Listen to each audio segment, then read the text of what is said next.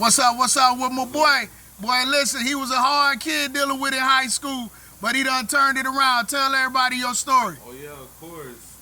First off, I'm Aunt Shell. I went to Silver Lakes Middle School. That's how I met my dog.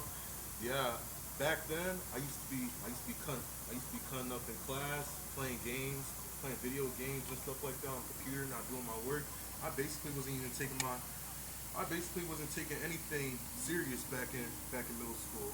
But now, what had told me, or who had told me to motivate myself to be where I am right now, is my teachers, the support staff, and everyone else at Silver Lakes, including my parents. They're the ones that told me to stop with the foolishness. Just tighten up and just lock in with your assignments and lock in with everything you gotta do. And that's what I did. I started cutting all the foolishness I was doing back in middle school, and I started locking in. And now look where I am. Look where all that locking in brought me to. Now, what you trying to do with the lock-in? Where you see yourself 2 years from now? What you trying to do with the money you making? Oh, I'm trying to buy me a crib. Trying to buy me a crib somewhere like Weston with me and the fam. Okay. Yeah. So you know to do that, you gotta be locked in.